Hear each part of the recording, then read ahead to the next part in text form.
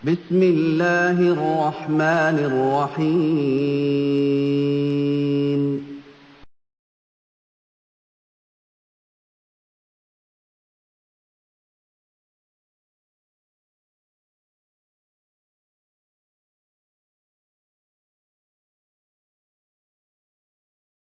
السلام عليكم ورحمة الله وبركاته.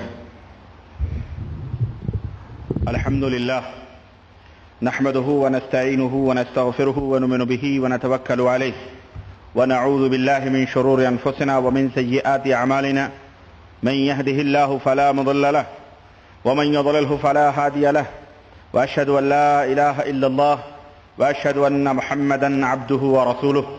أما بعد فإن خير الحديث كتاب الله وخير الهدي هدي محمد صلى الله عليه وسلم وشر الأمور محدثاتها وكل محدثة بدعة وكل بدعة ضلالة وكل ضلالة في النار. قال الله تبارك وتعالى في كلامه المجيد: أعوذ بالله السميع العليم من الشيطان الرجيم. بسم الله الرحمن الرحيم. يا أيها الذين آمنوا اتقوا الله حق تقاته ولا تموتن إلا وأنتم مسلمون واعتصموا بحبل الله جميعا ولا تفرقوا. اللهم صل على محمد وعلى آل محمد كما صليت على إبراهيم وعلى آل إبراهيم إنك حميد مجيد. اللهم بارك على محمد وعلى آل محمد كما باركت على إبراهيم وعلى آل إبراهيم إنك حميد مجيد. تمام قسم کی حمد و ثنا، کبریائی اور بڑائی اس خالق عز و جل کے لیے لائق و زیبا ہے جس نے ہمیں اور آپ کو پیدا فرمایا، اور بیش بہا درود و سلام اس ذات مبارکہ مقدسہ پر جو ساری کائنات کے لیے رشد و ہدایت بنا کر کے بھیجے گئے. برادران اسلام، نوجوان دوستو، بزرگوں اور بھائیوں، آج ہماری اللہ کی توفیق سے تیسری مجلس کا آغاز ہو رہا ہے، اور جیسا کہ آپ کو پتہ ہے کہ ہماری اس مجلس کا پروگرام وہی ہے جو اس سے پہلے آپ نے سماعت فرمایا ہے، یعنی حد ہو گئی. غلو کے تعلق سے ہمارا یہ پروگرام مسلسل چل رہا ہے، جس میں ہمارے ملکوں کے اندر پھیلی ہوئی اناپ شناپ کتابیں ہمارا موضوع سخن ہیں.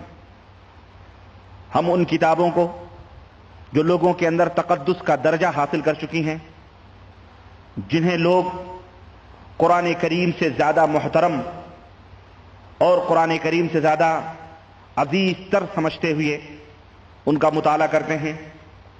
اس کی وجہ یہ نہیں کہ اس کتاب کے اندر قرآن یا حدیث سے بڑھ کر کے کوئی بات ہے، نہیں، بلکہ اس کی وجہ یہ ہے کہ ان کے نزدیک لکھنے والے اتنے معزز اور اتنے محترم ہیں کہ ان سے کبھی غلطی کا صدور نہیں ہو سکتا، کبھی ان سے خطائیں نہیں ہو سکتی. وہ بہت بڑے قطب العالم، غوث العظم اور نہ جانے کن کن عہدوں پر فائز ہیں، وہ اوتاد ہیں، وہ اقطاب ہیں، وہ بہت کچھ ہیں. اس لیے ان کتابوں کو تقدس کا درجہ حاصل ہے، اور وہ کتابیں مارکیٹ کے اندر پھیلاتے ہیں اور لوگوں کے سامنے بطور دلیل اور بطور حوالہ ان کتابوں کو پیش کرتے ہیں. میں ان کتابوں کو آپ کے سامنے لاتا ہوں اس وجہ سے تاکہ اے دنیا کے لوگوں، تم ان کتابوں کو دیکھو اور دیکھو کہ ان کتابوں کے اندر ان کے لکھنے والوں نے کتنے بدترین اور کتنے گھناؤنے عقیدے امت کے اندر پھیلائے ہیں کہ علامہ والحفیظ کہ وہ عقیدہ، وہ ایمان مشرکین مکہ تک بھی نہیں رکھا کرتے تھے. اللہ وحدہ لا شریک کے تعلق سے یہ مسلمان جو اپنے آپ کو مسلمان کہتے ہیں، جو لا الہ الا اللہ محمد رسول اللہ پڑھتے ہیں، جو محبت رسول صلی اللہ علیہ وسلم کا دعویٰ کرتے ہیں، ان کی کتابوں کے اندر ایسی بدعقیدیاں موجود ہیں اور ایسے گھناؤنے کرتوت اور ایسے گھناؤنے اعمال موجود ہیں کہ ایک بندے مومن، ایک مسلمان، ولی تو ولی رہا، ایک عام مسلمان بھی اس کا تصور نہیں کر سکتا ہے. میں نے اس تعلق سے چند حوالے آپ کی خدمت میں پیش کیے تھے، اور میں نے بتایا تھا کہ دنیا کے سامنے بالخصوص یہ باتیں جو میں عرض کر رہا ہوں، دنیا کے سامنے ایک چیلنج ہیں، ایک قسم کی تحدی ہے، ایک قسم کی وارننگ ہے کہ دنیا کے لوگوں، ان حوالوں کو تم تو غلط ثابت نہیں کر سکتے، لیکن تم سے ہماری یہی درخواست ہے کہ اللہ سے ڈرو، اور اللہ سے ڈرتے ہوئے ان کتابوں کو دریا برد کر دو، ان کتابوں کو آگ لگا دو، اور جو کتابیں امت کے اندر فرقہ واریت پھیلا رہی ہیں، جو کتابیں امت کو تقسیم کر رہی ہیں، جو کتابیں امت کے اندر بدعقیدگیاں پھیلا رہی ہیں، جو کتابیں امت کے اندر بےہودگیاں سکھا رہی ہیں، ایسی کتابوں کو جلا دو، ایسی کتابوں سے رشتے توڑ کر مدینے والے کی لائی ہوئی کتاب قرآن کریم اور اس کی کہی ہوئی بات احادیث مصطفیٰ صلی اللہ علیہ وسلم کو اپنے سینے سے لگا لو اور اس کے اوپر عمل کرو۔ یہی ہماری دعوت ہے، یہی ہماری آواز ہے اور یہی ہماری پکار ہے دنیا کے لوگوں کے سامنے، اور یہی چیز جہاں ہم ایک طرف بھلائیوں کا حکم دیتے ہیں، وہیں دوسری طرف منکرات، فحاشیاں، بے حیائیاں، بدعقیدگیاں، برائیاں جو معاشرے اور سماج کے اندر ایک کینسر کی طرح بیٹھی ہوئی ہیں، ہم ان کا بھی علاج کرتے ہیں، ہم ان سے لوگوں کو منع کرتے ہیں۔ امر بالمعروف اور نہی عن المنکر یہ ہمارا سرہ امتیاز ہے اللہ کے فضل و کرم سے۔ ہم جہاں فضائل بیان کرتے ہیں وہیں الحمدللہ ہم مسائل بھی بیان کرتے ہیں۔ بہت سارے لوگ یہ سوچتے ہیں اور ہمارے چند پروگرام کو دیکھ کر سن کر یہ کہتے ہیں کہ یہ ہمیشہ اختلافی موضوعات پر بولتے ہیں۔ ہم اختلافی موضوعات پر اس لیے تقریر کرتے ہیں، ہم اختلافی باتوں کو اس لیے چھیڑتے ہیں تاکہ ان اختلافات کو ختم کر کے، ہم ان دوریوں کو مٹا کر اور آپس میں پڑی ہوئی ان دراڑوں کو ختم کر کے ہم متحد ہو جائیں، ہم ایک امت ہو جائیں۔ ہم لوگوں کو فرقہ فرقہ دیکھنا پسند نہیں کرتے، نہ ہمارا دل یہ گوارا کرتا ہے کہ ہم امت کو فرقہ واریت میں تقسیم کریں اور فرقہ فرقہ ان کو دیکھیں۔ میرے عزیز، بات لمبی نہ ہو، بات زیادہ دور نہ جائے، موضوع سے ہم ہٹے نہیں۔ آئیے میں اپنے موضوع کی ابتدا کرتا ہوں، اور میں نے چند نمونے ان کتابوں سے، جیسا کہ میں نے عرض کیا تھا کہ 19ویں صدی کے دو عظیم فتنے جو ہمارے ہندوستان، پاکستان، بنگلہ دیش کے اندر پیدا ہوئے، ایک بریلی کی دھرتی سے احمد رضا خان صاحب کی شکل میں اور دوسرے علماء دیوبند کی شکل میں، جہاں دیوبند کی دھرتی سے پیدا ہوئے، اور یہ دونوں ایک امام کے ماننے والے، لیکن یہ دونوں ایک تھالی میں کھانا نہیں کھاتے، اور یہ دونوں آپس میں ایک دوسرے کو کافر اور ایک دوسرے کو مشرک کہتے ہیں۔ عرض کرنے کا مطلب یہ ہے، ہم کسی کو نہ کافر کہتے ہیں نہ مشرک کہتے ہیں، ہم آئینہ دکھا دیتے ہیں امت کے سامنے، وہ نقاب اٹھا کر کے ہم ان مکروہ چہروں کو رکھ دیتے ہیں۔ امت خود فیصلہ کر لے کہ یہ کون سے لوگ ہیں جو پردے کے آڑ میں، کلمہ و نماز کی آڑ میں لوگوں کو گمراہیت کی دعوت دے رہے ہیں، اور ایک طرف یہ کلمہ و نماز کی دعوت دیتے ہیں تو دوسری طرف ان کی کتابوں میں اس قدر سے خرافات اور اس قدر کے شرکیہ اور کفری عقائد، اعوذ باللہ، جہاں پر یہ اپنی زبانوں سے یہ کہتے ہیں کہ ہم اللہ کے سوا کسی کو غیب داں نہیں سمجھتے، ہم اللہ کے سوا کسی کو دلوں کے دھڑکن کا جاننے والا نہیں سمجھتے، ہم اس کو کافر اور مشرک سمجھتے ہیں جو یہ عقیدہ رکھے کہ جو غیب، اللہ کے سوا بھی کوئی غیب جانتا ہے۔ یہ دعوے بھی کرتے ہیں، لیکن افسوس صد افسوس کذب اور جھوٹ کا اتنا بڑا طوفان ہمارے ملکوں میں کھڑا کیا گیا کہ زبان سے اس بات کے عوام الناس کے اندر دعوے تو ہوتے ہیں، لیکن کتابوں کے اندر وہی سب کچھ ثابت کیا جاتا ہے کہ اللہ جہاں سینوں کے بھیدوں کو جانتا ہے تو ان کے بزرگ بھی سینوں کے بھیدوں کو جانتے ہیں۔ اللہ جہاں غیب کا علم رکھتا ہے، ان کے بڑے بزرگ بھی غیب کا علم رکھتے ہیں۔ اللہ رب العزت بیٹا دیتا ہے، ان کے بزرگ بھی بیٹا بیٹی دیتے ہیں۔ اللہ جب ہر ایک کی مدد فرماتا ہے تو ان کے بزرگ اور ان کے اولیاء بھی جہاں کہیں بھی رہیں ہر جگہ حاضر ہو کر ان کی مدد فرماتے ہیں اور ان کے ساتھ رہیں۔ استغفر اللہ، اس طرح کی بدعقیدیاں امت کے اندر پھیلائی جا رہی ہیں۔ میں نے مشائخ چشت جو زکریہ صاحب کی کتاب ہے، میں نے اس کے حوالے سے چند اشعار، تاریخ مشائخ چشت، چند اشعار میں نے آپ کے سامنے رکھے تھے۔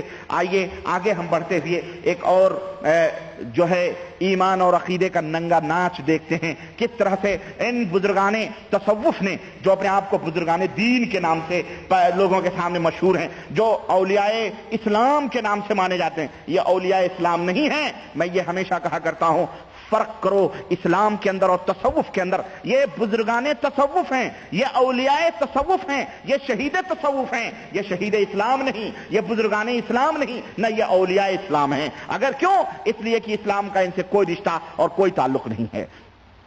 میں ایک حوالے سے یہ ملفوظات اعلی حضرت جسے ہمارے بریلوی کے لوگ جو ہندوستان پاکستان کے اندر اپنے آپ کو سکے اعلی حضرت اور اعلی حضرت کے کتے اور پتہ نہیں کیا کیا کہتے ہیں، اور یہ احمد رضا خان صاحب کی ملفوظات ہے۔ اس کے حوالے سے میں آپ کو ایک مثال دے کر کے آگے بڑھتا ہوں۔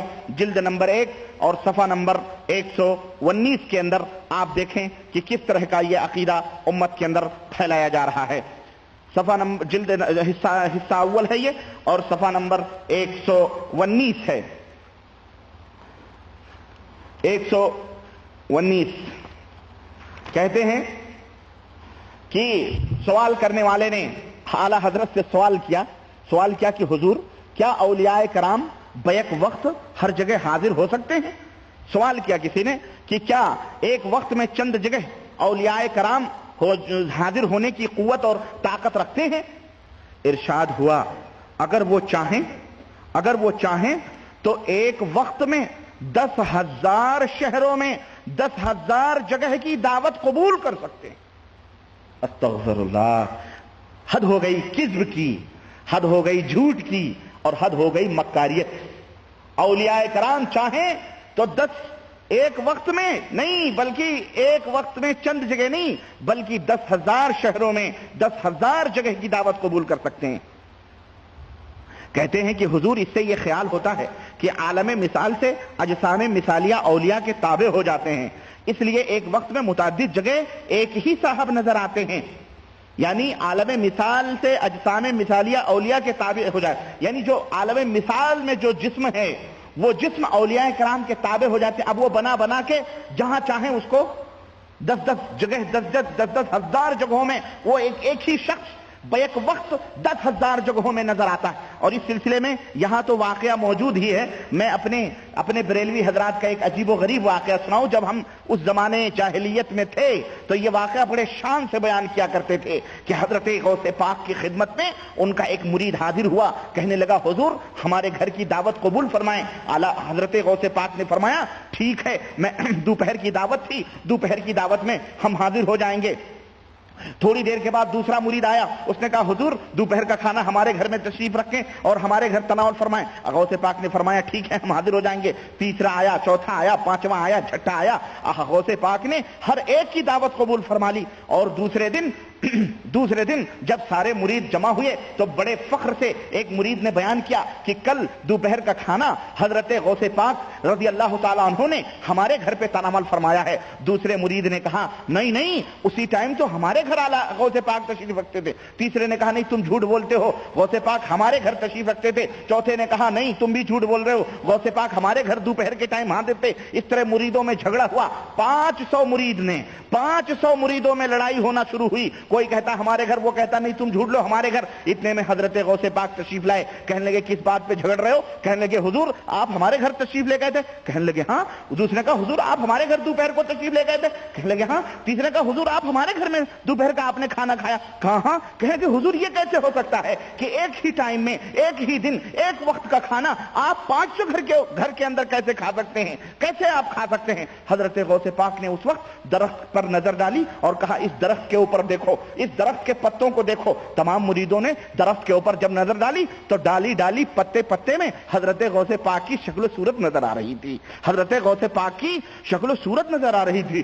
جب ان کے گدا بھر دیتے ہیں شاہان زمانہ کی جھولی، محتاج کا جب یہ عالم ہے مختار کا عالم کیا ہوگا؟ اب اس پہ نعرے رسالت۔ اب وہ جو شیطان ان کو گدگدیاں لگاتا تھا اور جو شیطان ان سے جو اب وہ پورے اچھل کر کے سامنے آ، یہ عقیدے ہیں اللہ کی قسم۔ بڑے جگادری، بڑے علامہ، بڑے شیخ الحدیث اور بڑا فلانا کہلانے والے ہمارے ملکوں کے اندر امامے ٹوپیاں باندھ کر کے اللہ اکبر اس طرح کے خرافات اور بدتمیزیاں پھیلاتے ہیں۔ کوئی کہہ سکتا ہے کہ چلو میاں یہ تو مولویوں کی، یہ واعظوں کی، یہ عام لوگوں کی باتیں ہیں، ہمارے عقیدے ایسے نہیں ہیں۔ لیکن آؤ ہم تمہیں تمہارے اعلیٰ حضرت کا آئینہ دکھاتے ہیں، اعلیٰ حضرت کا یہ ناپاک چہرہ دکھاتے ہیں جس کے اوپر تم ناز کرتے ہو، جس کی کتاب کے ابتدا میں تم نے یہ بات لکھی ہے کہ تمام مسلمانان عالم کے لیے ایک اعلیٰ ترین دستور العمل ہے، ایک اعلیٰ ترین حضور پر نور سے بھرے ہوئے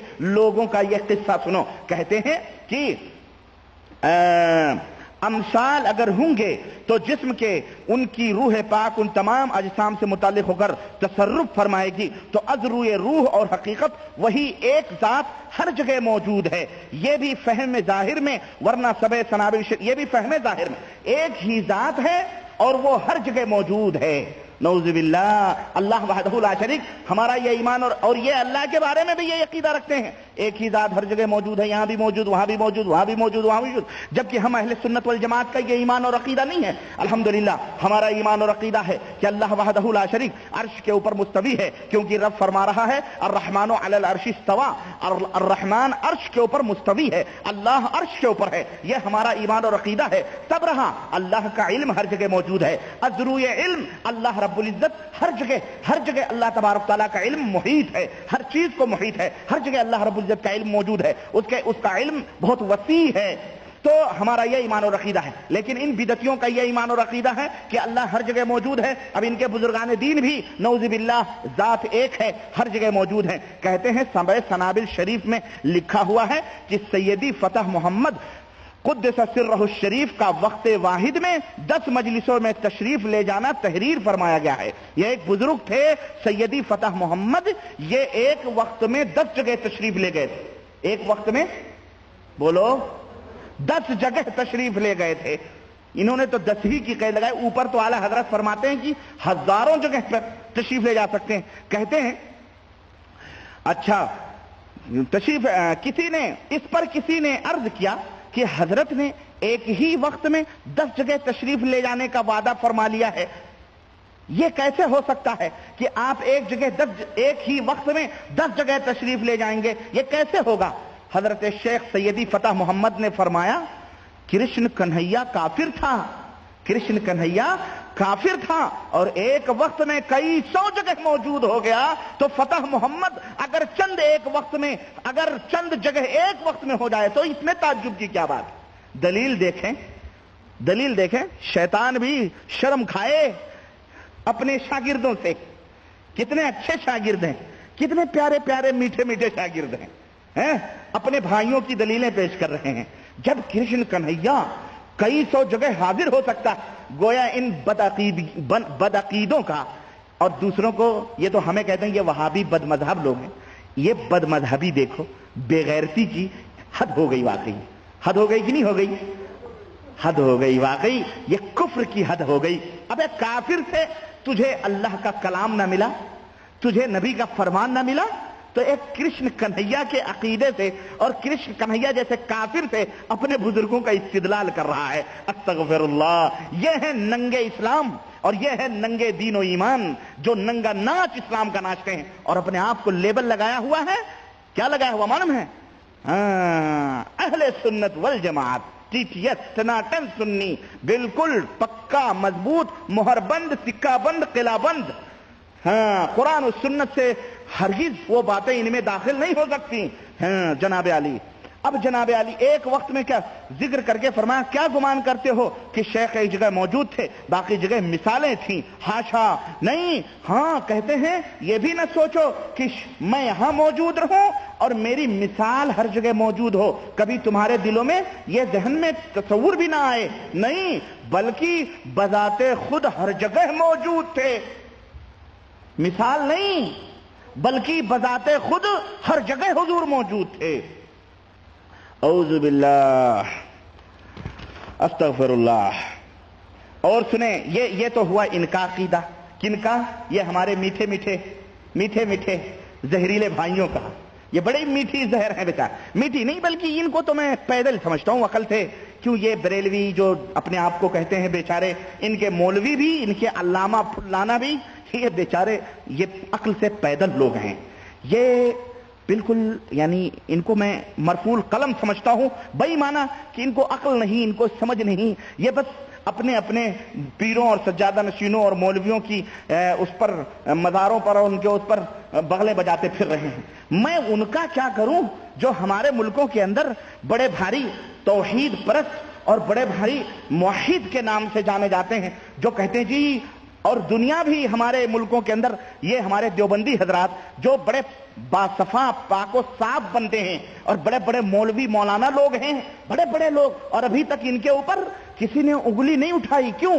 انگلی اٹھاتے ہوئے خوف لگتا ہے کہ چہرہ دیکھو، شکل و صورت دیکھو، ایسا لگتا ہے جیسے ابھی سدرۃ المنتہا سے جبریل امین سے مصافحہ کر کے آ رہے ہیں۔ ہاں ایسے محسوس ہوتے ہیں تقوی طہارت، لیکن اندر کس قدر گندا ہے ان کا استغفراللہ، میں آپ کو بطور مثال پیش کروں، یہ میرے ہاتھ میں حکایات اولیاء ہے جناب علی، یہ تو 10,000 جگہ پر، یہ تو زندہ تھا مثال، زندہ مثال میں نے دی احمد رضا خان کی کتاب ملفوظات اعلی حضرت سے کہ وہ زندہ ہو کر ہر جگہ حاضر ہو سکتے ہیں۔ دیوبندیوں نے کہا یہ کوئی کمال ہے کہ تیرا بزرگ زندہ ہو کر کے اور ہر جگہ حاضر ہو؟ ابے یہاں دیکھ، ہمارے بزرگ مرنے کے باوجود بھی نومن مٹی کھود کے باہر نکل کے حاضر ہو جاتے ہیں، تو عالم مثال کی بات کر رہا ہے؟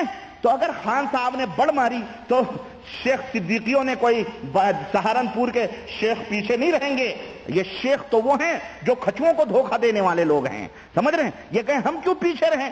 چنانچہ حکیم الامت، یہ کون ہے؟ یہ حکیم الامت کی پڑیا سنو، کہتے ہیں اشرف علی صاحب تھانوی، دیکھو ان کے بزرگ کس طرح، صفحہ نمبر 222، 10 صفحہ نمبر 222، یہ ہمارے حکیم الامت کی کتاب، اور کئی دفعہ میں نے اس واقعے کو بتایا ہے۔ یہاں تو کہہ رہے ہیں روح بھی تصرف نہیں کرتی، جسم آتا ہے، یہاں دیکھیں روح کا تصرف دیکھیں یہاں کس طرح سے کر رہے ہیں۔ کہتے ہیں مولانا حبیب الرحمان مرحوم نے صفحہ نمبر 222، ارواح ثلاثہ حکایات اولیاء، دارالاشاعت، اردو بازار، کراچی، نمبر 1، فون نمبر 212768، یہ دیابنا حضرات کا میں چہرہ دکھا رہا ہوں دیوبندیوں کا۔ دیکھو کس طرح سے کہتے ہیں کہ مولانا حبیب الرحمان مرحوم نے فرمایا کہ مولوی احمد حسن صاحب امروہی اور مولوی فخر الحسن صاحب گنگوہی میں باہم معاصرانہ چشمک تھی، اس نے بعض حالات کی بنا پر ایک جھگڑا اور مخاصمے کی شکل اختیار کر لی، اور مولوی محمود الحسن گو جھگڑے میں شریک نہ تھے، نہ انہیں اس قسم کے امور سے دلچسپی تھی،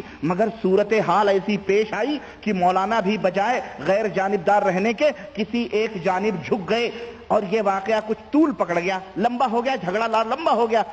اسی دوران میں ایک دن الصبح بعد نماز فجر مولانا رفیع الدین صاحب رحمۃ اللہ علیہ نے مولانا محمود الحسن صاحب کو اپنے حجرے میں بلایا، اور بریکٹ میں لکھا ہوا ہے کہ جو دارالعلوم دیوبند میں ہے۔ مولانا حاضر ہوئے اور بند حجرہ کواڑ کھول کر اندر داخل ہوئے۔ موسم سخت سردی کا تھا۔ مولانا رفیع الدین صاحب نے فرمایا کہ پہلے یہ میرا روئی کا لبادہ دیکھ لو۔ مولانا نے دیکھا تو روئی کا لبادہ بالکل بھیگا ہوا تھا، تر تھا۔ فرمایا واقعہ یہ ہے۔ کہنے کے بعد کیا ہے؟ کہنے کے واقعہ یہ ہے کہ ابھی مولانا نانوتوی رحمت اللہ علیہ، یہ مولانا نانوتوی مر چکے ہیں، برسوں گزر چکے ہیں، کہتے ہیں ابھی مولانا نانوتوی رحمت اللہ علیہ جسد عنصری کے ساتھ، بالکل جیسے دنیا میں زندہ تھے اسی جسم کے ساتھ میرے پاس تشریف لائے تھے، جس سے میں ایک دم پسینہ پسینہ ہو گیا اور میرا لبادہ تربتر ہو گیا، اور فرمایا یہ کہ محمود الحسن کو کہہ دو کہ وہ اس جھگڑے میں نہ پڑے۔ ماشاءاللہ، استغفر اللہ، ماشاءاللہ کیا نعوذ باللہ کہیں، قبر سے اٹھ کر کے آ رہے ہیں کہ محمود الحسن کو کہہ دو اس جھگڑے میں نہ پڑیں، بس میں نے یہ کہنے کے لیے بلایا ہے۔ مولانا محمود حسن نے عرض کیا کہ حضرت میں آپ کے ہاتھ پر توبہ کرتا ہوں کہ اس کے بعد میں اس قصے میں کچھ نہیں بولوں گا۔ استغفر اللہ، یہ مولانا دیوبند کے ہیں، دیوبند کے بڑے بڑے علماء ہیں یہ، اور ان کے مریدین بہت سارے، یہ آج کل کے جو قاسمی وسمی گھوم رہے نا، یہ سب انہی کے چیلے چاپڑ لوگ ہیں۔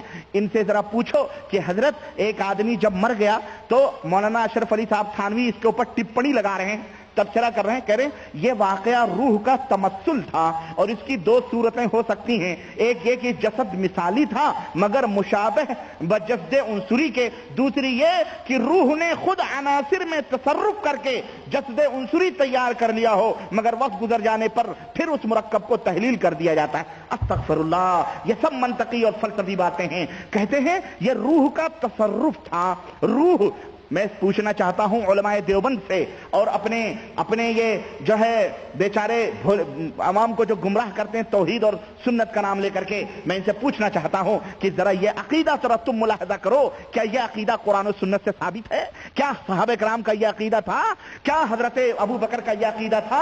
کیا حضرت عثمان غنی کا یہ عقیدہ تھا؟ کیا حضرت علی کا یہ عقیدہ تھا؟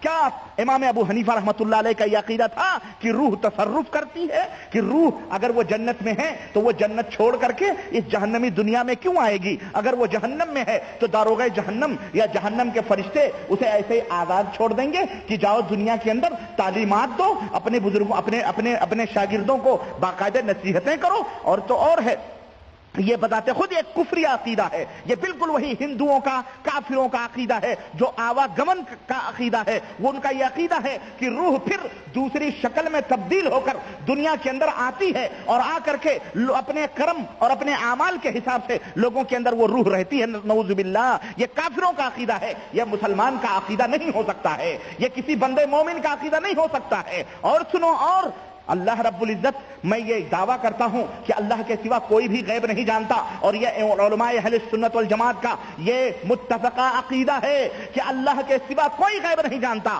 لیکن اگر کوئی شخص اشارتاً، واقعتاً یا صراحتاً اگر اس بات کا دعویٰ کرے کہ وہ غیب جانتا ہے، یا اس کے بزرگ غیب جانتے ہیں، یا اولیاء اللہ غیب جانتے ہیں، اور اس کے اوپر وہ دلائل پیش کرے، تو پھر ایسی صورت میں ایسا بندہ بھی مسلمان نہیں ہے، بلکہ وہ بھی پرلے درجے کا کافر ہے۔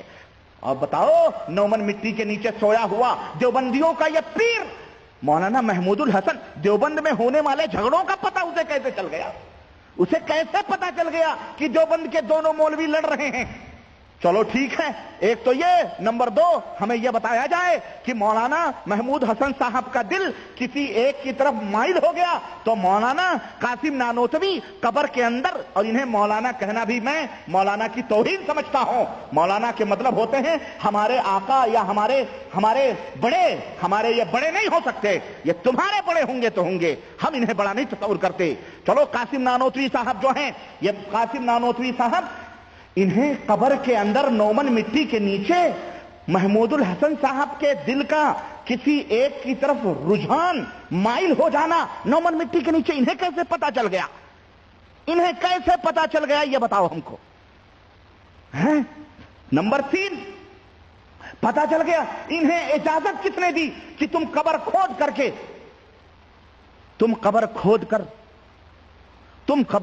کر باہر نکل کر دیوبند کے اندر آ کر اور ان حضرت کی یعقوب صاحب جو ہیں، یہ جو جن کا واقعہ بیان کیا جا رہا ہے، یہ جن کا مولانا رفیع الدین صاحب کا، ان سے آ کر کے ان کو کس نے اجازت دی جا کر کے یہ بات بتلاؤ؟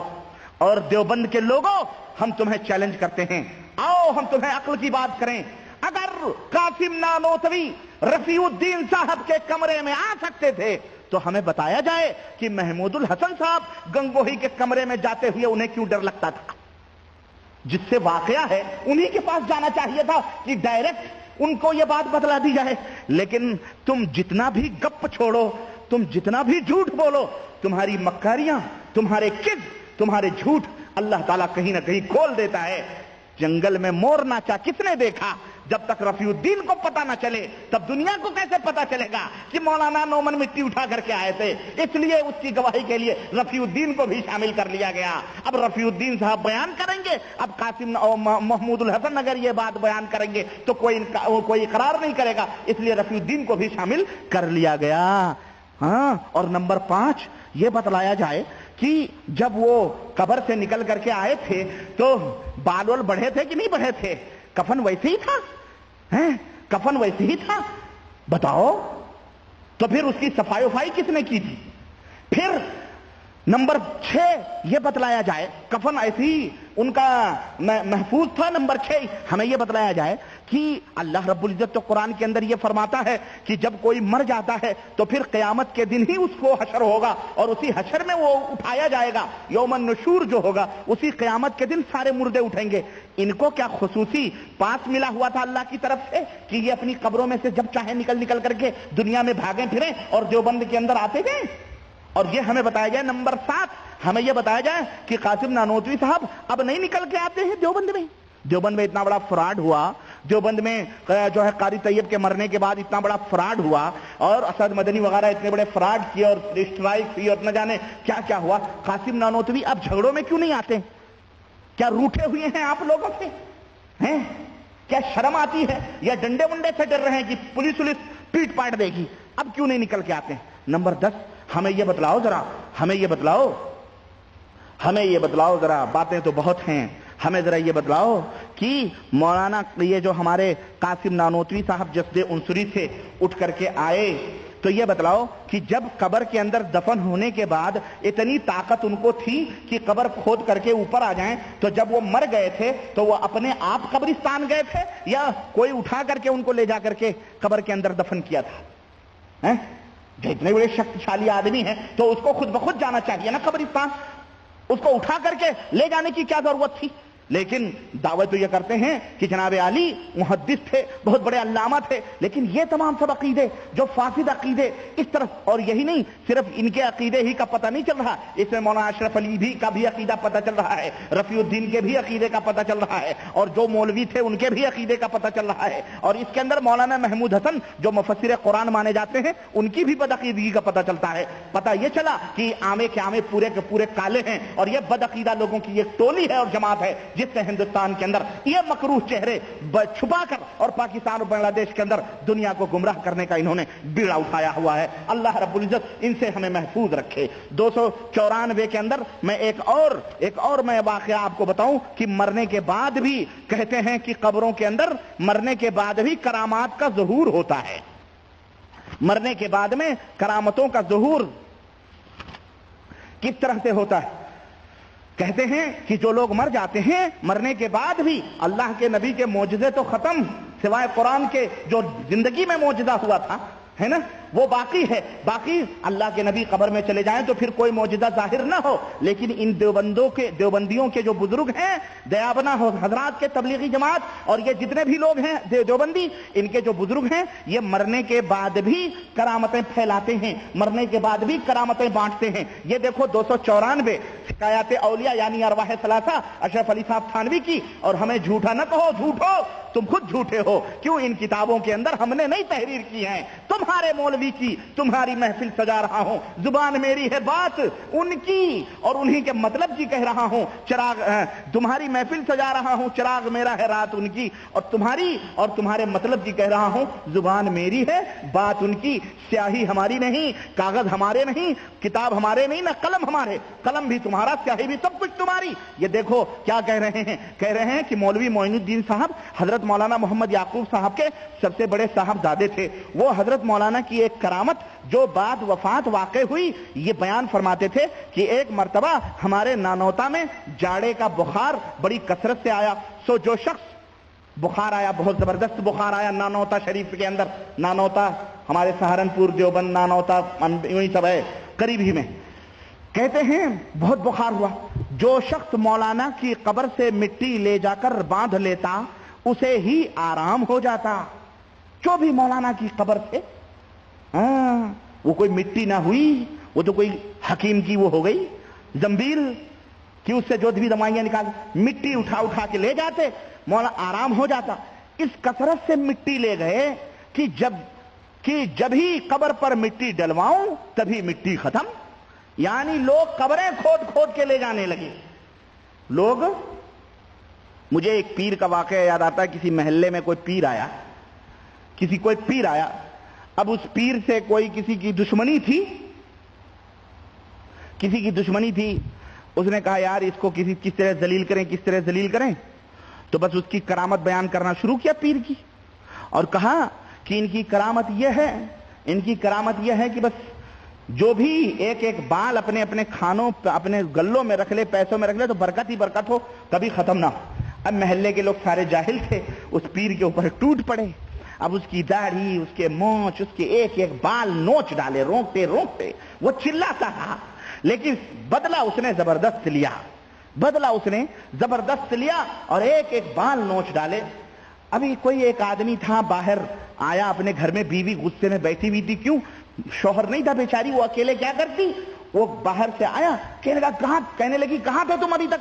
کہنے لگے کیا ہوا؟ کہنے لگے دنیا برکت لوٹ رہی ہے اور آپ ادھر ادھر گھوم رہے ہیں۔ کہنے لگے بات تو ہے بیگم، بتاؤ تو صحیح کیا بات ہے؟ کہنے لگے فلانے کے ہاں پیر صاحب آئے ہوئے ہیں، لوگوں نے سارے بال لوٹ لیے اور برکت کے لیے سب نے اپنے اپنے گھروں میں رکھ لیے، اور اب تو شاید کچھ نہ باقی بچا ہو، اب جا کے دیکھو ملے۔ کہنے لگے اب بھی آیا، اب بھی گیا، اب پہنچا تو سارا تو بچالا وہ گوریا جیسے ادھیڑ تو نہیں، گورئیے کو ایسے ہی بنا بیٹھا تھا، چلاتا روتا بلاتا، اب اس کو کچھ نہیں باندھ پڑا تو لنگی کھولی اور جتنے بال تھے سب نوچ کر کے لے کے چلا گیا، کہا چلو اب یہ بھی آخری تھے، ہم نے یہ برکتیں لے لی۔ تو کسی سے دشمنی دی تو اس نے یہ حرکتیں کی۔ ایسے ہی یہ حضرت ہیں کہ اب قبر پہ مٹیاں ڈالے جا رہے ہیں. کوئی دشمنی تھی, کسی نے اڑا دی ہوگی, اب مٹی کی مٹی ختم ہو رہی ہے, قبر کھودی جا رہی ہے. جناب عالی, میں کہتا ہوں تھوڑا سا صبر کر لینا چاہیے. مردے اٹھا لے جاتے لوگ, مردے اٹھا لے جاتے اس کے. سنو, یہ بات تو خیر کوئی بات نہیں, معمولی ہے. کوئی کہہ سکتا ہے کہ امام بخاری کی قبر سے خوشبو پھوٹ رہی تھی. ہم کہتے ہیں کہاں راجہ بھوج, کہاں گنگوا تیلی, کہاں امام بخاری, اور کہاں یہ ہندوستان کے عجمی ملانے بیچارے جن کو اپنے ایمان اور عقیدے کا بھی کوئی پتہ لگا نہیں, اور جن کے اپنے دھرم اور مذہب کا بھی کوئی پتہ نہیں. تم انہیں امام بخاری کا حوالہ دے کر کے کبھی سامنے نہ لانا.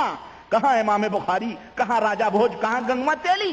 تو سنو, کہتے ہیں کہ جناب عالی کئی مرتبہ جب بیٹا ڈال چکا مٹی تو پریشان ہو گیا.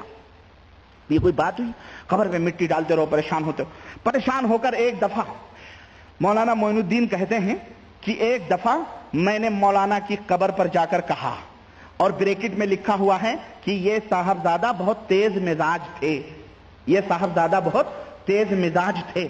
جا کے قبر پہ کہنے لگا کہ آپ کی تو کرامت ہوئی اور ہماری مصیبت ہو گئی.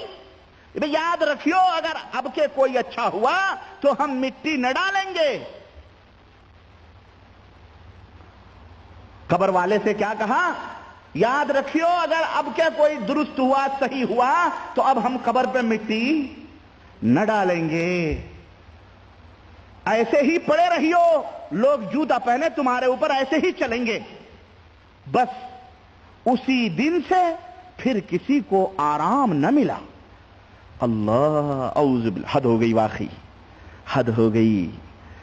یعنی قبر کے اندر باقاعدے وہ کوئی نسخے تھے کیا, مٹیوں میں ملا رہا تھا, نیچے نیچے اوپر اسپوٹ کر رہا تھا. پھر وہ مر گیا تھا, مرا نہیں تھا, وہ زندہ تھا. نمبر 3, کیا دیوبندی مولوی قبروں میں زندہ رہتے ہیں؟ جب وہ مر جائیں تو زندہ رہتے ہیں. نمبر 4, اوپر کا آرڈر ان کے اوپر بھی چلتا ہے. بیٹا بڑا تیز مزاج تھا, ڈر گیا باپ. ارے جسے اللہ کا خوف نہ ہو, ظاہر ہے اسے بندوں ہی کا ڈر لگے گا.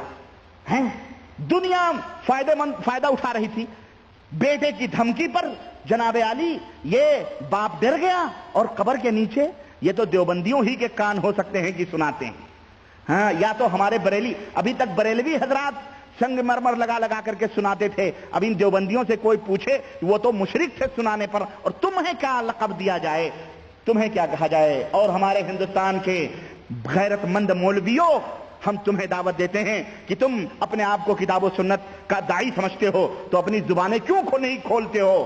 ان کے خلاف اٹھ کر کے جہاد کرنا یہ بہت بڑا جہاد ہے. کیوں؟ یہ بدعقیدگیاں پھیلاتے ہیں امت کے اندر, اور جب کوئی ان کے اوپر زبان کھولتا ہے تو کہتے ہیں کہ امت کے اندر اختلاف پیدا ہوگا. ابھی یہ تو سب سے پہلے اختلاف کر کے بیٹھے ہوئے ہیں. ان کا وجود اختلاف, ان کا باقی رہنا انتشار. اس لیے کہتے ہیں کہ جناب علی اس کے بعد کسی کو آرام نہ ہوا. جیسے شہرت آرام کی ہوئی تھی ویسے ہی یہ شہرت ہو گئی کہ اب آرام نہیں ہوتا. پھر لوگوں نے مٹی لے جانا بند کر دیا, تب جا کر کے راحت ملی. یہ کیا بدعقیدگی ہے؟ یہ واقعہ نہیں, یہ بدعقیدگی کا ایک نمونہ ہے. جس خبروں کے اندر ان کے سوئے ہوئے مردے سارے کے سارے زندہ رہتے ہیں, اور یہ سب اوپر والوں کو شفا پہنچاتے ہیں, اوپر والوں کو فائدہ پہنچاتے ہیں. مرنے کے بعد بھی ان کی کرامتیں چلتی رہتی ہیں. استغفر اللہ. مجھے بتاؤ, آج بھی تمہارا کوئی ملا مرے تو تمہارا یہ فائدہ ہوتا ہے کہ نہیں ہوتا ہے؟ اور کہنے والوں نے تو میں نے بتایا تھا کہ بھٹکل کے اندر کسی مولوی نے, یہ بھٹکل نیوز کے اندر جو آتا ہے اس کے اندر باقاعدے, میں نے بتایا نہیں کہ اس کے اندر باقاعدے یہ بیان دیا ہے کہ مولانا علی میاں ندوی جو مر گئے ہیں وہ بہت بڑے تصرف والے تھے اور بہت توجہ فرما دیتے تھے تو سب کچھ بیڑا پار ہو جاتا تھا. بہت بڑے ولی اللہ تھے لیکن کسی سے کچھ کہتے نہیں تھے, نہ بڑ مارتے تھے. اور ان کی شکل, ان کی صورت بعین ہی رسول اللہ صلی اللہ علیہ وسلم کی صورت ہے. استغفر اللہ. یہ ہمارے دیوبندی بھائی لوگ ہیں.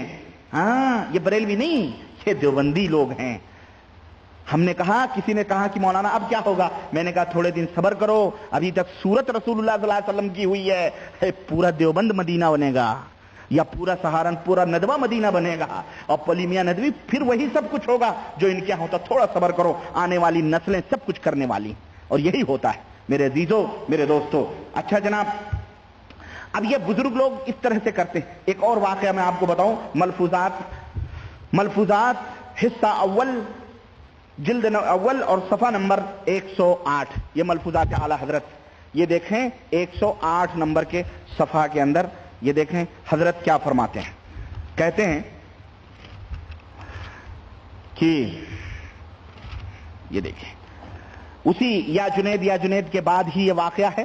कहते हैं कि दो साहब औलियाए कराम, ये भी औलियाए कराम की फहरिस्त में है, देखें इनकी भी गप्पबाजी और झूठ देखें।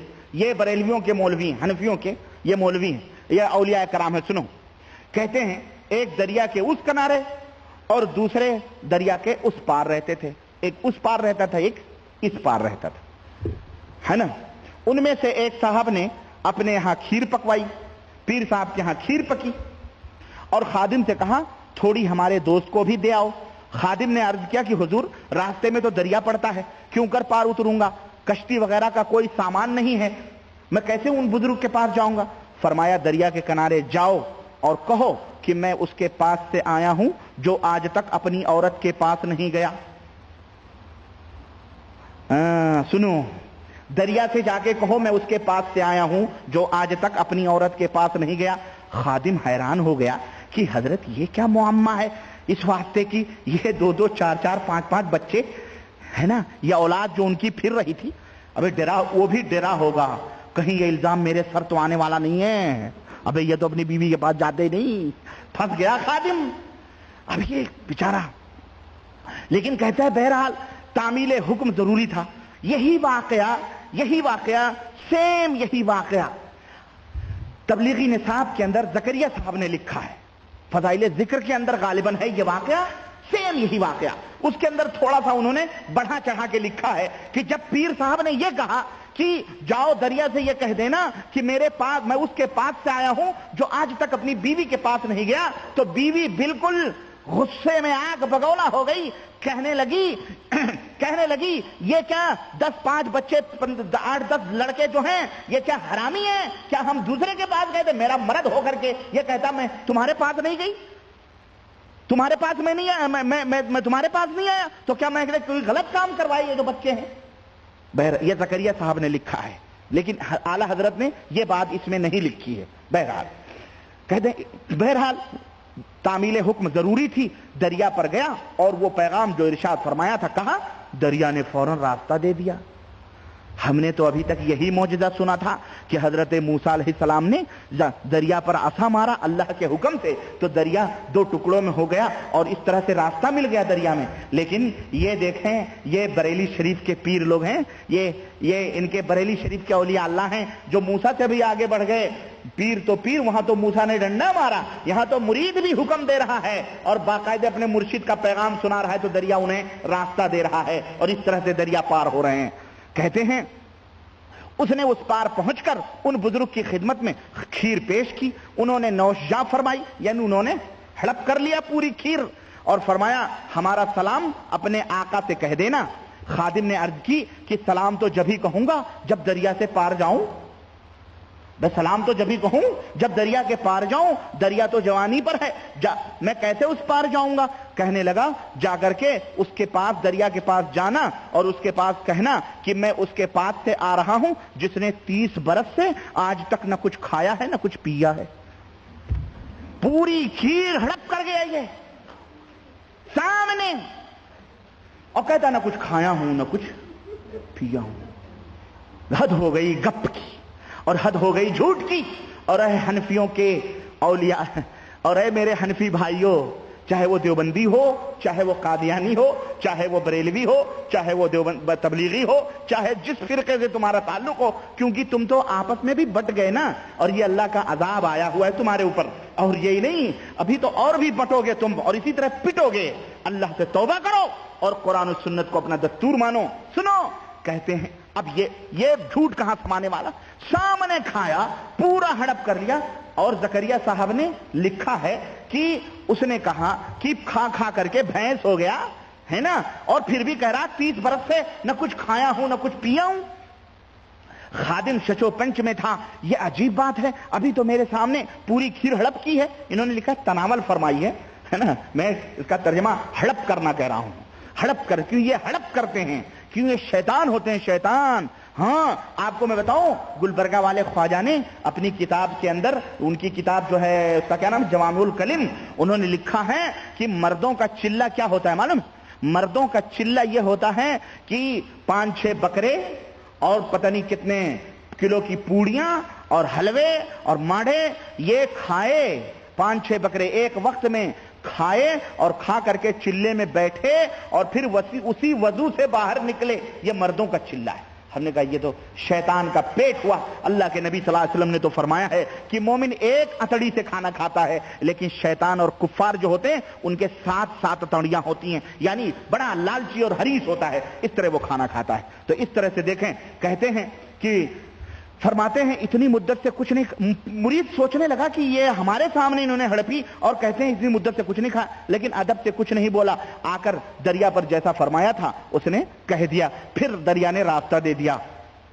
جب آقا کی خدمت میں پہنچا تو اس سے رہا نہ گیا. اس نے کہا حضور یہ کیا معاملہ تھا, اتنے بچے آپ کے نے کبھی بیوی کے پاس نہیں گیا, اس نے پوری کھیر کھا لی, وہ کہہ رہا میں نے کبھی 30 برس سے کھانا نہیں کھایا, یہ کیا چکر ہے. اس نے کہا ہم اپنے لیے کچھ نہیں کھاتے, ہم اپنے لیے, اپنے نفس کے لیے کچھ نہیں کھاتے. تو کیا شیطان کے لیے کھاتے ہو, کس کے لیے کھاتے ہو؟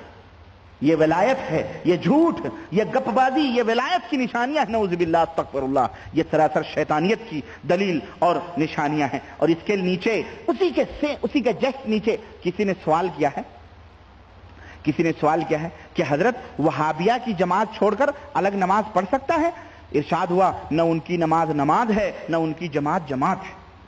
ہاں, یہ ٹیٹیوس مکاروں جھوٹوں کی ٹولی, ان کی جماعت ہے, ان کی نماز ہے, یہی لوگ جنت میں جائیں گے. یہ سیدھے جہنم کے کندے بنیں گے, کندے. سن لو کان کھول کر کے. ہاں, اللہ کہتے ہیں وہابیوں کی بنوائی ہوئی مسجد ہے یا نہیں, کہتے ہیں کفار کی مسجد مثل گھر کے. استغفر اللہ, ہم کافر ہیں ان کی نظروں میں. یہ بہت بڑے مومن متقی لوگ ہیں جن کا یہ تھوپڑا ہے. دیکھو کتنا خوبصورت لگتا ہے کہ ساری کھیر ہڑپ کر جائے, جھوٹ بولے, بیوی کے 10 بچے ہو جائیں, جھوٹ بولے, کبھی بیوی کے پاس نہیں گیا. اعوذ باللہ, استغفر اللہ. ہمارے نبی صلی اللہ علیہ وسلم نے ایسی کوئی تعلیم نہیں دی ہے. چلیں, یہی ملفوظات اعلی حضرت ہے, یہی ملفوظات اعلی حضرت کہتے ہیں جلد نمبر 2 صفحہ نمبر 89, کہتے ہیں کہ پوری دنیا کے لوگوں کے جو دل ہیں وہ غوث پاک کے اور حضرت شیخ عبد القادر جیلانی کی مٹھیوں میں ہیں. دنیا کے دل کہاں ہیں؟ کہتے ہیں کہ غوث و رضا کی مٹھیوں میں لوگوں کے دل ہوتے ہیں. اللہ کے نبی صلی اللہ علیہ وسلم کی حدیث ہے کہ قلب الانسانی بین اصبع الرحمن, انسان کا دل رحمان کی 2 انگلیوں کے درمیان ہوتا ہے. اللہ جیسے چاہتا ہے اس کو گھماتا ہے. لیکن یہ ہمارے اعلی حضرت خان صاحب کے جو مرید ہیں اور یہ احمد رضا خان صاحب کی جو فرمان ہے, کہتے ہیں کہ اعلی حضرت مٹھیوں, کہتے ہیں کہ لوگوں کے دل ان کے مٹھیوں میں ہوتے ہیں. کیسے؟ واقعہ بڑا لمبا چوڑا ہے, لیکن بہرحال میں اس واقعے میں نہیں جانا چاہتا. کہتے ہیں کہ واقعی مقدس حضرات کی مٹھی میں قلوب ہوتے ہیں, جس طرف چاہیں وہ لوگوں کو رجوع کر دیں. اس وقت حضور پرنور سیدنا غوث اعظم رضی اللہ عنہ کا واقعہ یاد آ گیا جو اعلی حضرت کی زبان فیض ترجمان سے سنا تھا. کہتے ہیں کہ ایک مرتبہ حضور مسجد جامع میں تشریف لائے, خادم جو ہمراہ تھے انہوں نے دیکھا کہ آج خلاف معمول اہل مسجد حضور کو دیکھ رہے ہیں, لیکن نہ کوئی سلام کرتا ہے نہ قیام, حالانکہ ہمیشہ تشریف لاتے ہی تمام جماعت حضور کی طرف آتی اور ہاتھوں کو اور پیروں کو چومتی. ان کے دل میں یہ خطرہ آنا تھا, یعنی یہ حضرت جو مرید تھے پیچھے غوث پاک کے, ان کے دل میں یہ خطرہ آنا تھا کہ چاروں طرف سے لوگوں کا اس قدر ہجوم ہوا کہ حضور سے بہت پیچھے رہ گئے. ان کو چومنے کے لیے لوگ اس طرح ٹوٹے غوث پاک کو کہ یہ جو ان کے دل میں خیال آیا تھا یہ بہت پیچھے رہ گئے. انہیں خیال ہوا کہ اس سے تو وہی حالت بہتر تھی، میں حضور کے قریب تو تھا۔ ان کے دل میں یہ خطرہ آتے ہی حضور نے ان کی طرف روئے انور کیا اور فرمایا یہ تمہیں نے تو چاہا یہ تمہیں نے تو چاہا، کیا تمہیں معلوم نہیں کہ اللہ تعالیٰ نے دل ہمارے ہاتھوں میں رکھے ہیں، جب چاہیں پھیر دیں اور جب چاہیں اپنی طرف کر لیں۔ استغفر اللہ۔ واقعہ نہیں سمجھ آیا آپ کو؟ مرید پیچھے پیچھے شیخ عبد القادر جیلانی کے یہ سوچ رہا ہے کہ آج معاملہ کیا ہے، نہ کوئی اٹھ کے حضرت کے ہاتھ چوم رہا ہے، نہ پاؤں چوم رہا ہے، جبکہ پہلے چومتے تھے۔ اتنا دل میں آنا تھا کہ لوگ حضرت کا چومنے کے لیے دوڑ پڑے اور یہ پیچھے رہ گئے۔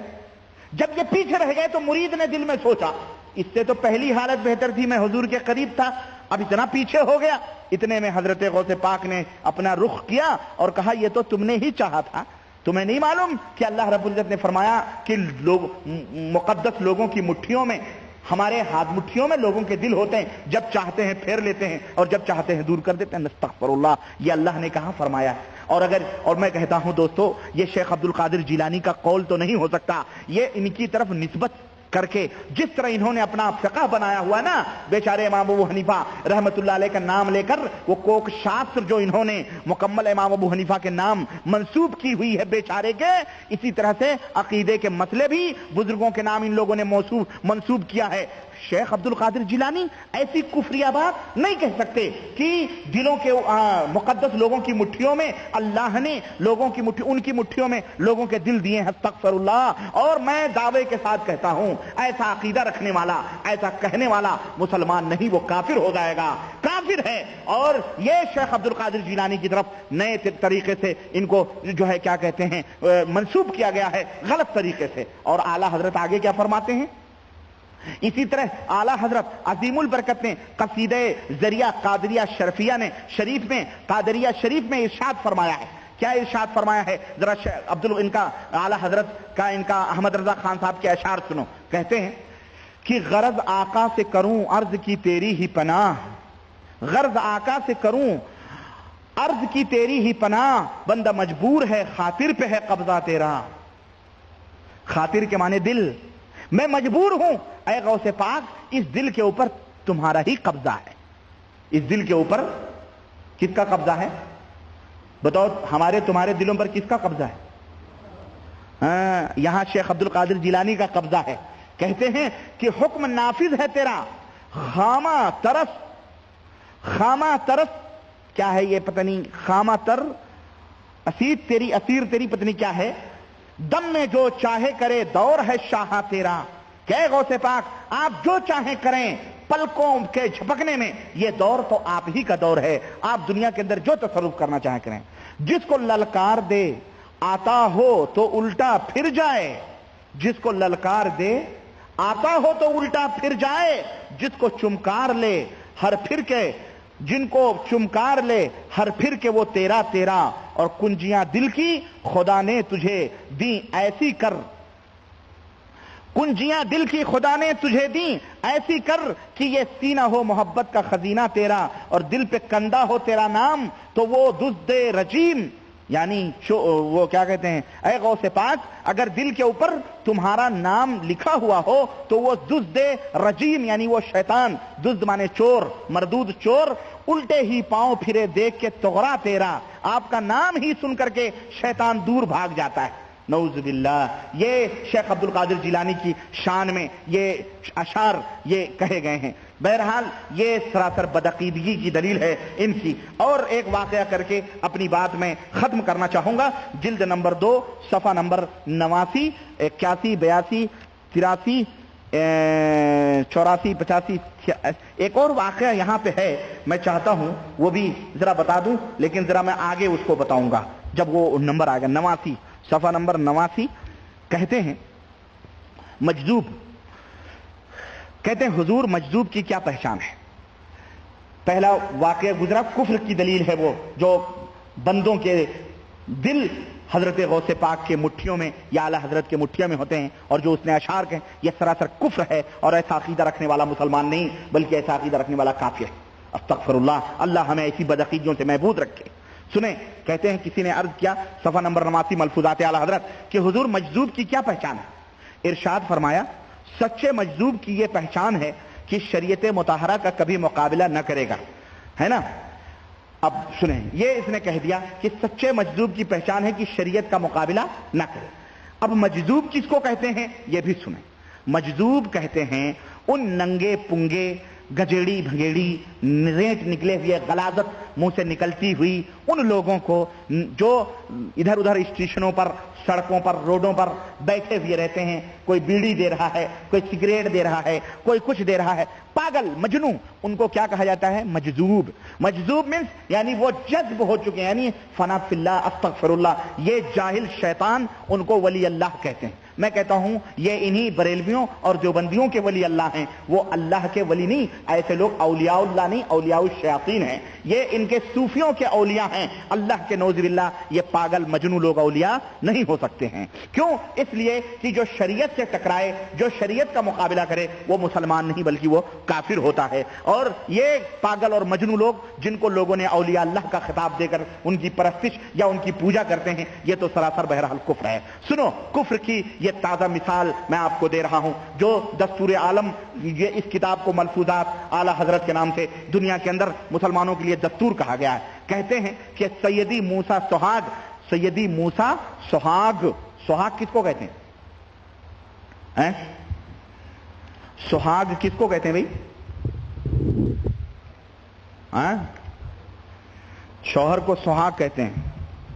कहते हैं हमारा सुहाग उजड़ गया, मतलब क्या है? शौहर मरता है तो कहा जाता है सुहाग उजड़ गया।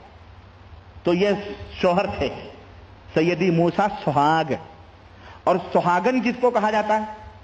शौहर वाली को, औरत को नहीं। हर औरत को सुहागन नहीं कहना, नहीं तो पीट देगी।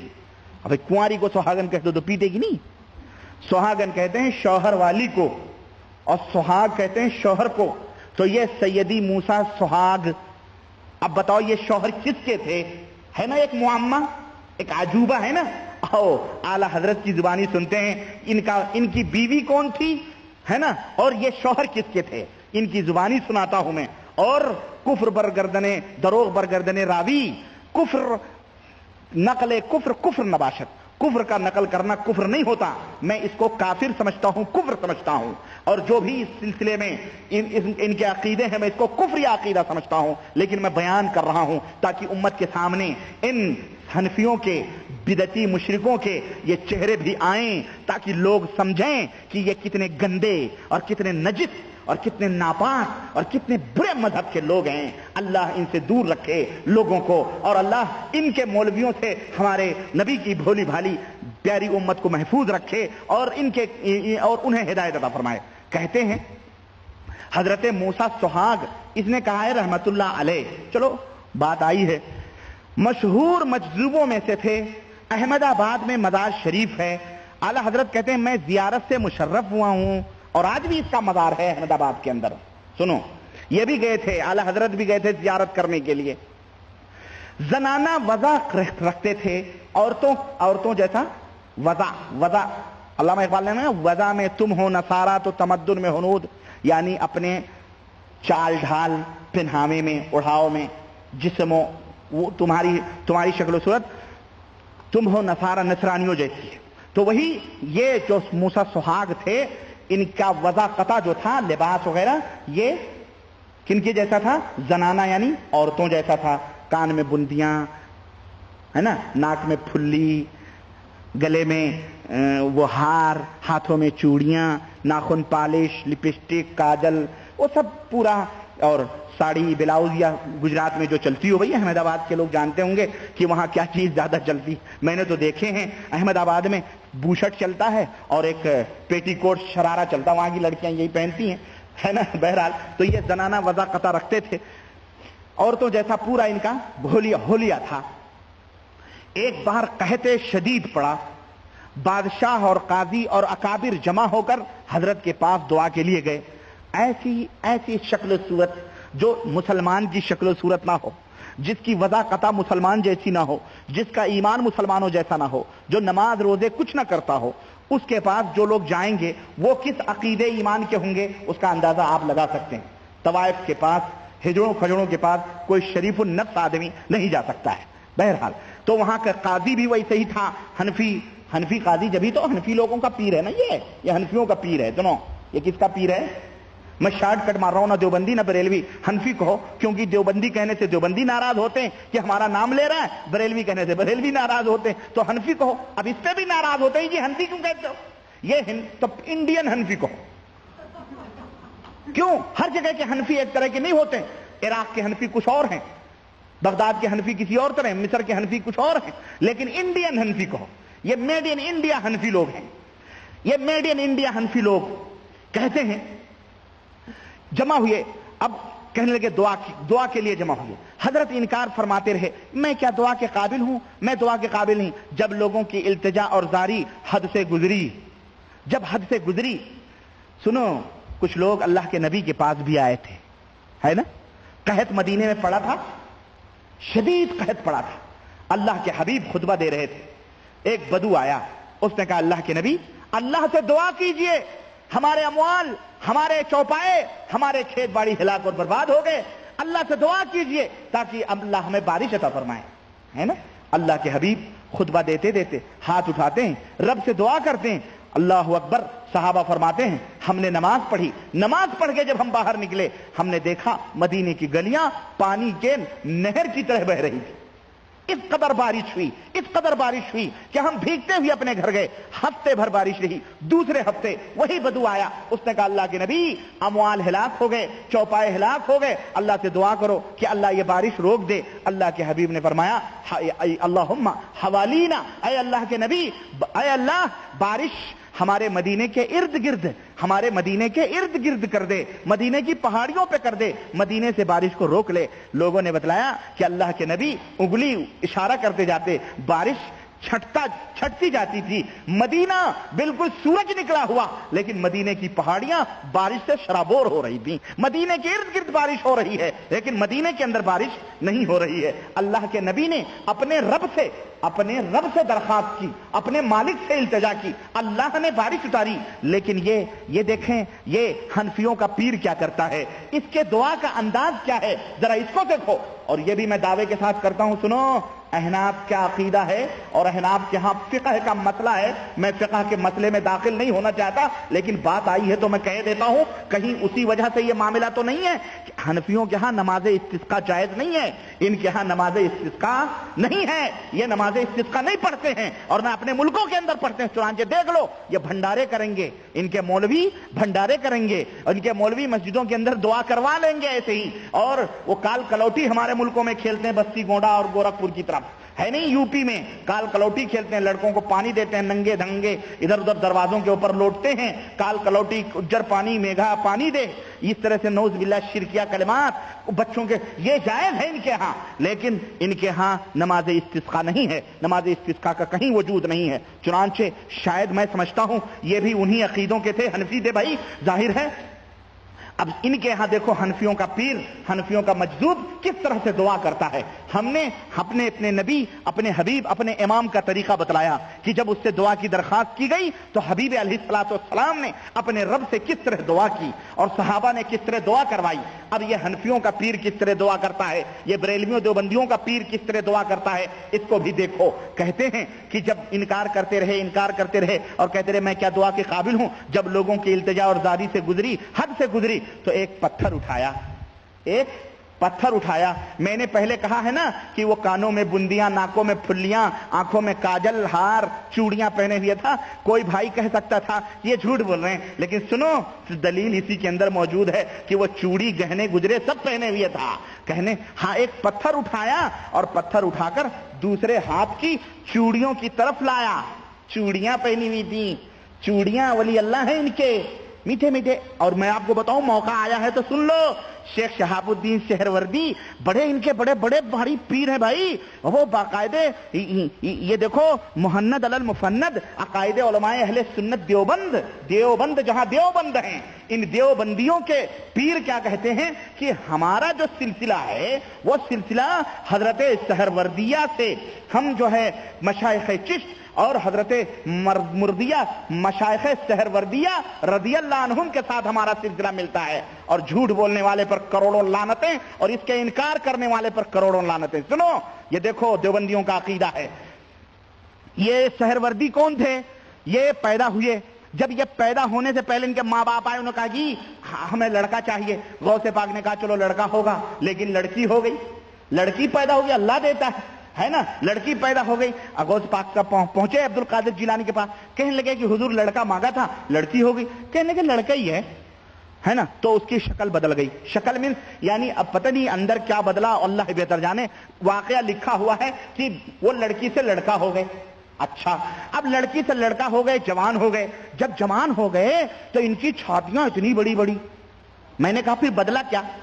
اللہ ہی بہتر جائے، وہ اندر کی بات ہمیں نہیں معلوم کیا بدلا، المہم لیکن چھاتیاں اتنی بڑی بڑی، اور دیکھو تمہاری اپنی کتابوں کے اندر تم نے اپنے بزرگوں کے واقعات میں یہ بات لکھی ہے، اتنی بڑی بڑی چھاتیاں تھیں کہ حضور ان چھاتیوں کو اپنے کندھے پر دونوں لاد کے چلتے تھے اور ہمک ہمک کے چلتے تھے، جو باقاعدہ ہلتی تھیں، اور زلفیں کافی بڑی بڑی، اور آنکھوں کی پلکیں اتنی بڑی بڑی کہ انہیں آپ نے زلفوں کے اوپر ڈالا ہوا تھا، پلکوں کو زلفوں کے اوپر ڈالا ہوا تھا، ہیں، اور وہ شہاب الدین سہروردی تھی، انہی سے یہ شہاب الدین سہروردی کا سلسلہ چلا۔ ہم نے کہا جس کے ایسے نرم نرم گداز پیر ہوں، پیارے پیارے پیر ہوں، ان کے مرید بھی کثرت سے ہوں گے، پیر دبائیں گے، ہاتھ دبائیں گے، اور نہ جانے کیا کیا دباتے رہیں گے، ان کو مزہ بھی آئے گا، ہے نا۔ تو بہرحال یہ ہیں شہاب الدین سہروردی، اور یہ ہیں جناب علی زنانہ، یہ ان کا پیر حنفیوں کا۔ دنوں کہتا ہے ہاتھ چوڑیوں کی طرف لایا، اور اس نے آسمان کی طرف چوڑیوں کی ہاتھ لے کے گیا، اور آسمان کی جانب منہ اٹھا کر کیا کہا معلوم ہے؟ اس کو احمد رضا خان نے لکھا ہے، فرمایا استغفر اللہ، اس کافر کو، یہ کافر ان کے پیر ہیں، جسے کرشن کنہیا سے دلیل لیے نا اس نے احمد رضا خان صاحب نے، یہ دیکھو چوڑیاں کہتا ہے، کیا کہتا ہے؟ کہتا ہے میہ بھیجیے، میہ یعنی بارش، میہ بھیجیے ورنہ یہ سہاگ لیجیے، اعوذ باللہ، میہ بھیجیے ورنہ یہ سہاگ لیجیے۔ یہ کہنا تھا کہ گھٹائیں پہاڑ کی طرح امڑی اور جل تھل بھر دیے، جل تھل بھر دیے، اس طرح سے بارش ہوئی۔ یہ بتاؤ سہاگ لیجیے، اس کی بیوی تھی نعوذ باللہ، اللہ تبارک تعالیٰ، استغفر اللہ۔ بولو مسلمانوں، میں تمہاری غیرت کو چیلنج کرنا چاہتا ہوں، تم ذرا بتاؤ مجھے کہ کیا ایسا عقیدہ رکھنے والا ولی ہو سکتا ہے، اور ایسے بد عقیدہ اور اللہ کو اپنا شوہر کہنے والا کیا مسلمان ہو سکتا ہے؟ ارے، اور اس کو پیر ماننے والا کیا مسلمان ہو سکتا ہے؟ اس کو جو مسلمان مانے وہ بھی کافر ہے۔ اللہ حی لا یموت ہے، قل هو اللہ احد اللہ الصمد لم یلد ولم یولد، نہ اس سے کسی نے جنم لیا ہے، نہ اس نے کسی کو جنم دیا ہے، نہ وہ کسی کا ماں ہے، نہ وہ کسی کا باپ ہے، نہ وہ کسی کا بیٹا ہے۔ قل هو اللہ احد اللہ الصمد لم یلد ولم یولد ولم یکن له کفوا احد، اس کا کوئی برابر، اس کا کوئی بھی کفو نہیں ہو سکتا۔